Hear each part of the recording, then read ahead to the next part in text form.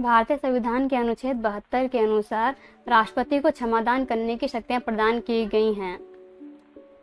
जब किसी अपराधी की सजा या मृत्यु दंड के संबंध में राष्ट्रपति उस पर कोई कार्यवाही करते हैं तो उसे राष्ट्रपति की क्षमादान शक्तियों के रूप में कहा जा सकता है। राष्ट्रपति 3 प्रकार के मामलों में अपनी क्षमादान शक्ति का प्रयोग कर सकते हैं। पहला, जब अपराधी द्वारा किसी केंद्रीय कानून के विरोध में कोई अपराध किया गया हो। दूसरा, जब किसी अपराधी को मृत्युदंड की सजा दी गई हो। तीसरा, जब कोर्ट मार्शल या फिर सैन्य अदालत द्वारा कोई सजा दी गई हो। राष्ट्रपति की क्षमादान शक्तियों के 5 प्रकार हैं। पहला, पार्डन। पार्डन का मतलब है किसी भी अपराधी की सजा और दोष दोनों को ही जब राष्ट्रपति द्वारा पूरी तरह से समाप्त कर दिया जाता है तो उसे पार्डन कहा जाता है। दूसरा, कम्यूट।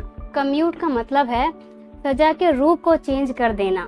रूप को चेंज करने का मतलब है जैसे कि अगर किसी अपराधी को मृत्युदंड की सजा दी गई है और राष्ट्रपति द्वारा उसे चेंज करके आजीवन कारावास की सजा कर दिया जा सकता है।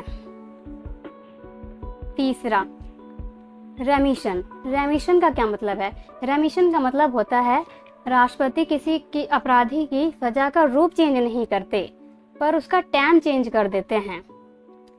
जैसे कि हम मान सकते हैं कि अगर किसी अपराधी को 10 साल का कठोर कारावास की सजा दी गई है तो राष्ट्रपति उसे चेंज करके क्या कर सकते हैं, उसे 2 साल का कठोर कारावास की सजा कर सकते हैं।